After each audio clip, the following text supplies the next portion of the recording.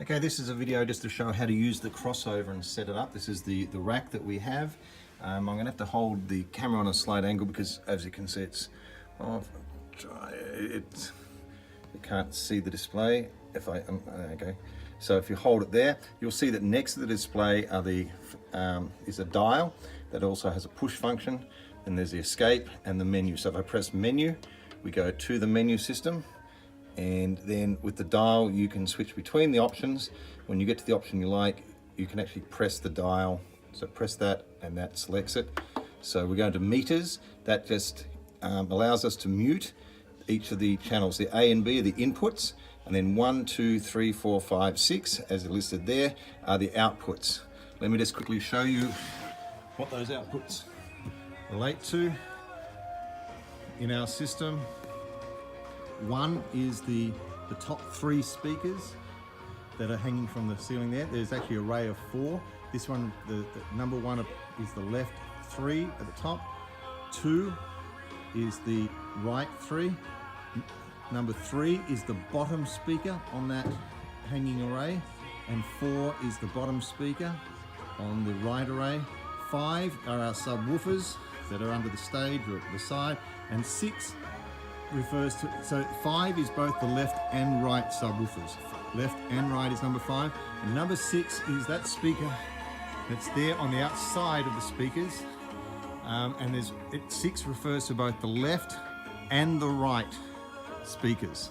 So they don't have individual channels. The subwoofers don't have individual channels for the left and right, and neither does what I'm going to call the outside speaker. It's not outdoors, it's just the outside of the auditorium. So if I come back here, sorry for the difficult camera. What you can do is you can go through each of these ones and individually mute it by selecting it and pressing mute. So I'm muting all 6 channels. Oops. You can also do that by selecting the M right over on the side, or you can just individually mute them. So there we're muted. 1, 2, 3, 4, 5, 6. For the ministry time, if we wanted to limit the amount of sound coming into the front row, we would need to mute 3 and 4 and 6. Because that outside speaker also has an impact on that front row. So there, just muting those would give us a better hearing in the front row. Now, the other thing we need to do is when we're setting these, so I'm just going to unmute them all.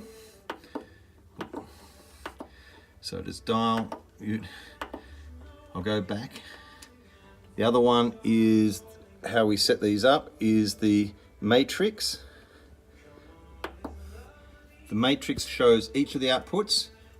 You can see here 1, 2, 3. Then if I keep scrolling down on the other side, 4, 5, and 6. The matrix shows what inputs each of them take. You'll see that the left and rights have A and B, except for 5, the subwoofers, both A and B, and 6 A and B, because they both affect both the left and right for those ones. So back from matrix.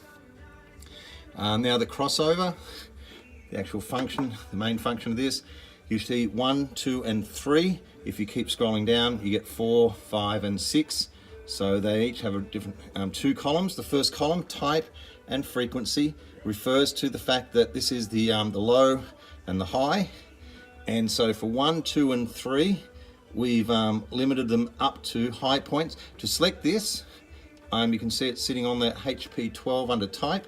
I click it, and then I can scroll through all the different options. So we're setting it on HP 12. Then I can go over to the frequency, click it, and then I can move those up and down, and I'm setting it at 200. That's according to Kyle's recommendation.